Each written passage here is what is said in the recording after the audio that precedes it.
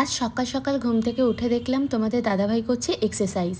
সকালবেলা যদিও সে মর্নিং ওয়াকে গিয়েছিল, আসার পর বাড়িতে করলো এক্সারসাইজ।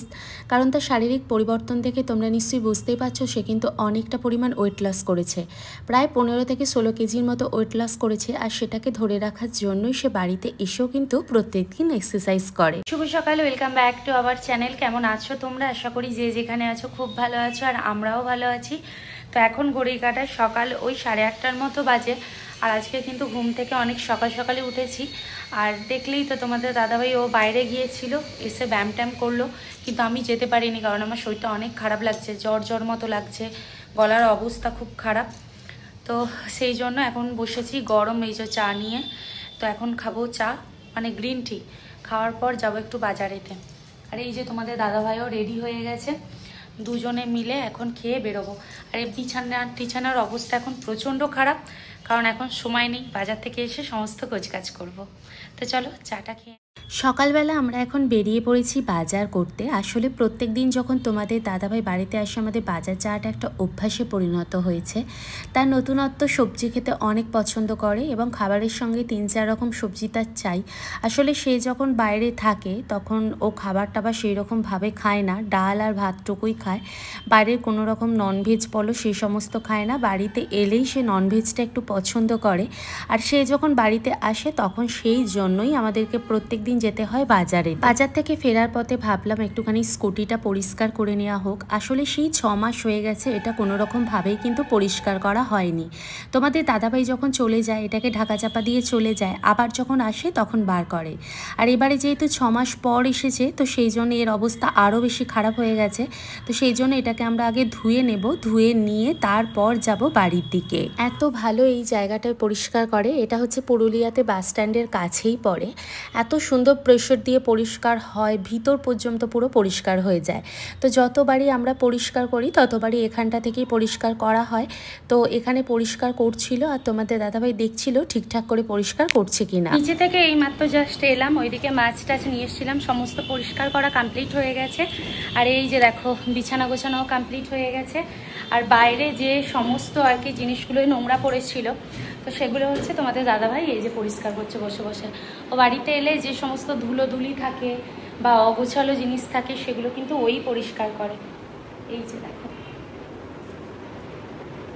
পরিষ্কার করছে। আর রান্নাঘরেও প্রায় কাজ কমপ্লিট হয়ে গেছে। আমাদের বেডরুমেতেও এই দেখো পুরো পরিষ্কার করা কমপ্লিট হয়ে গেছে, চারিদিক পুরো পরিষ্কার করে ফেলেছি।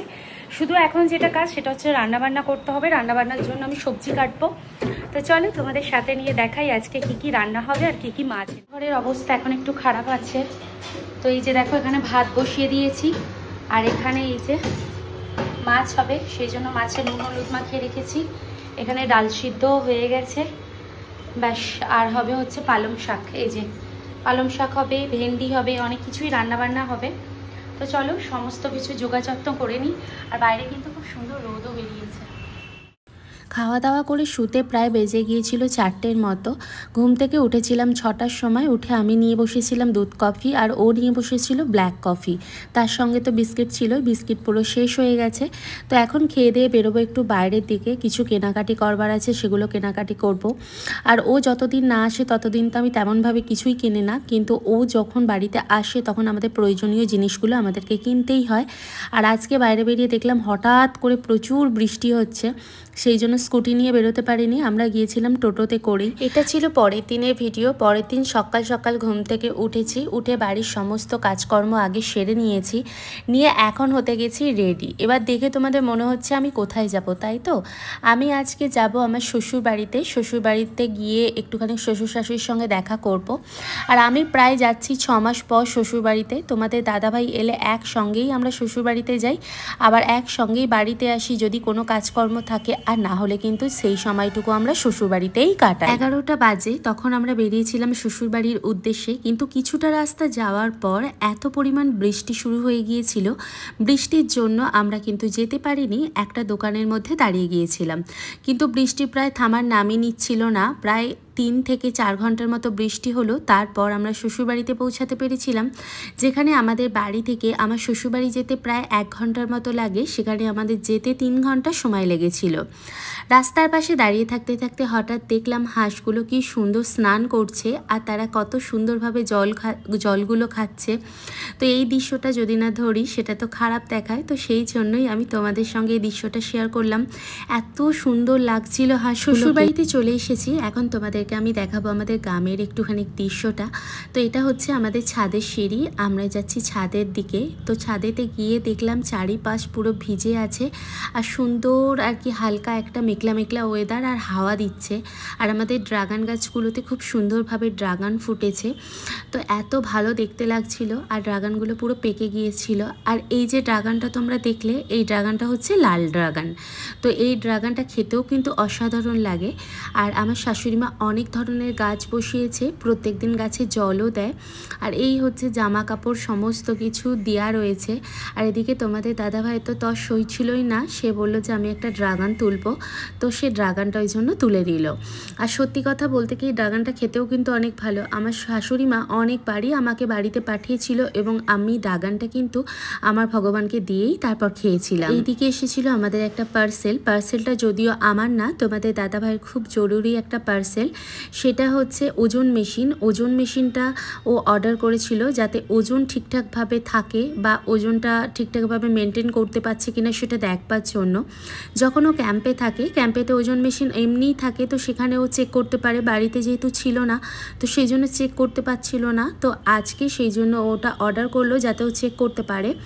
তো এসে গেছে, কিন্তু এটা কম্পিউটারওয়ালা যে ওজন মেশিন সেটা তো একবার প্রথমেই অন্যরকম দেখাচ্ছে, আবার সেকেন্ড টাইম অন্যরকম দেখাচ্ছে। এইভাবে দেখাচ্ছিল বলে একটু অসুবিধে হচ্ছিল আমাদের প্রথম বুঝতে, কিন্তু তারপর সবটাই ঠিক হয়ে গেছে এবং মেশিনটা খুবই ভালো আর একদম পারফেক্ট পরিমাণের আমাদেরকে ওজন দেখায়। গ্রাম মানেই সুন্দরতা থাকবে, এটাই স্বাভাবিক। গ্রাম মানেই হচ্ছে সবুজে ভরা, গ্রাম মানেই হচ্ছে গরুর দল হেঁটে যাওয়া, গ্রাম মানেই হচ্ছে সুন্দর রাস্তা, গ্রাম মানেই অনেক মানুষের ভিড়। তো এই গ্রামটা অতিক্রম করে আমরা চলে যাচ্ছি আমাদের মামা শ্বশুরদের বাড়িতে। মামা শ্বশুরদের বাড়ি থেকে এসেছিল নিমন্ত্রণ, তো আমি যেহেতু বাড়িতে গিয়েছিলাম সেই জন্য আমরা দুজনে মিলে যাচ্ছিলাম মামা শ্বশুরদের বাড়িতে ঘুরতে। আর সত্যি কথা বলতে কি, ভাদ্র মাসেতে মামার বাড়ির ভাত খেলে নাকি আয়ু বাড়ে। তো অনেকটা পরিমাণ জোর করেই আমি তোমাদের দাদাভাইকে বলছিলাম, চল আমরা সবাই মিলে গিয়ে একটু মামার বাড়ি থেকে ঘুরে আসি। তো সেই উদ্দেশ্যেই আমরা বেরিয়ে পড়েছি। এবার তোমাদের সাথে শেয়ার করি আমাদের বাড়ির কিছু ছোট ছোট জিনিস যেগুলো পুরনো দিনে ছিল। যেমন পুরনো দিনেতে এরকম কোলঙ্গা ছিল, পুরনো দিনেতে এরকম বাড়ি ছিল, পুরনো দিনে কিন্তু ছিল এরকম খাটিয়া যদিও আমি এরকম শুনেছি, কিন্তু আমি কখনোই এরকম খাটিয়া দেখিনি। আজ প্রথম আমাদের শ্বশুরবাড়িতে আসার পর আমার খাটিয়া প্রথম দেখা। যদিও প্রথম আসার পর বসতে একটু লজ্জা করছিল বা বসতে ভয়ও করছিল, তাই আমি বসতাম না। তবে সময় যাওয়ার সাথে সাথে আমি কিন্তু এখন শিখেও গেছি। শ্বশুরবাড়িতে গেলে আমি মেয়েবেলার মতো চারিদিকে একটু ঘুরে বেরোই দুপুরবেলার দিকটা করে, বিশেষ করে ওর ভাইপোদেরকে নিয়ে বা আমার যাকে নিয়ে আমি ঘুরে বেড়াই। তো আমাদের এই একটা গাছ ছিল, সেই গাছেতে পেয়ারা হয়েছিল অনেক পরিমাণে। তো পেয়ারা খেতে ভীষণ ইচ্ছে করছিল, তো সেই জন্য আমি আর ওর ভাইপো দুজনে মিলে দুপুরবেলা উৎপাত শুরু করি। পেয়ারা পাড়া হতে আমরা এখন যাচ্ছিলাম চারিপাশটা ঘুরে দেখবার জন্য। এখানে হচ্ছে আমাদের যে ঠাকুমা শাশুড়ি ছিল, ওনার একখানা ছিল পালকি। যদিও পালকিটা ঢাকা চাপা পড়ে রয়েছে, তবে পরবর্তীকালে কখনো যদি দেখতে পাই তোমাদের সাথে শেয়ার করব। আমাদের বাড়িতে কিন্তু আগেকার দিনের পালকি রয়েছে, তার সাথে এরকম হাল রয়েছে। এখন তো হাল দেখতে পাওয়াই যায় না, তবে এত বড় বড় হাল কিন্তু আমি কখনোই দেখিনি। তো এইটা হচ্ছে হাল। আর এই দেখতে পাচ্ছ, এটা হচ্ছে স্টোর রুম। এই যে গরুর গাড়ির যে চাকা হয় সেই চাকা রাখা রয়েছে। আর এটা হচ্ছে স্টোর রুমেতে নানান ধরনের জিনিসপত্র রয়েছে। এই রুমটাতে ঢোকার আমার খুব ইচ্ছে ছিল, তো এবারে ঢুকেই নিলাম। আর এই যে চারিপাশটা তোমরা দেখতে পাচ্ছ, এই যে চারিদিকটা পুরো এগুলো হচ্ছে গোয়াল ঘর। আগে অনেক গরু ছিল, কিন্তু এখন মানুষের অভাব, গরু চড়ানোর লোকের অভাব, তো সেই জন্যই এত গরু রাখার মতো জায়গা থাকলেও মানুষের অভাবের জন্য গরু কিন্তু রাখা হয়নি। আর এটা হচ্ছে খড় কাটা মেশিন। আমাদের এদিকে বটির সাহায্যে খড় কাটে না, আমাদের এখানে মেশিনের সাহায্যে খড় কাটে। আর এই হচ্ছে ধান ঝাড়া মেশিন। তো এটা হচ্ছে আমার শ্বশুরবাড়ির একটা ছোট্ট হোম ট্যুরই বলতে পারো। আর এই দিকটাও হচ্ছে গরু থাকতো আগে, আর এখানে হচ্ছে গরু জল খাওয়ার জন্য ডাবা রাখা রয়েছে। আর এইগুলো হচ্ছে ট্রাক্টরের চাকা, ওই ট্রাক্টরের সাইডগুলোতে যে চাকা দেয়, আমাদের কিন্তু নিজস্ব ট্রাক্টরও রয়েছে ধান চাষের জন্য। আর এই হচ্ছে গরুটার একটা ছোট্ট বাছুর আছে, তো সে খাবার খাচ্ছে। এত সুন্দর গ্রামের পরিবেশ দেখতে কার না ভালো লাগে বলো। এইটা হচ্ছে আমাদের ঘরের সাইড, এই দিকটাও আমাদের একটা ঘর, এটা হচ্ছে খামার সাইড বলা হয়। আর ওই দিকটাতে রয়েছে আমাদের থাকবার জন্য ঘর। আর এইটা হচ্ছে মুড়িকলের সাইডেতে। এই যে পুরো জায়গাটা তোমরা দেখতে পাচ্ছ, এই পুরো জমিটা কিন্তু আমার শ্বশুরমশাইয়ের। আর তার পাশে রয়েছে এই কুয়োটুকু। আর এখানেই হচ্ছে আমাদের মুড়িকল রয়েছে, মুড়ি ভাজা হয়। এই যে দেখো মুড়ি ভাজা হতো। আগে আমাদের ধান কলও ছিল, তবে ধান কলটা বর্তমানে বন্ধ করা রয়েছে, কারণ ওই যে চালাবার লোক নেই। তো সেই জন্য আমাদের শ্বশুরবাড়ির হোম ট্যুর তোমাদের কেমন লাগলো অবশ্যই কিন্তু কমেন্ট বক্সে জানিও। আর সবাই ভালো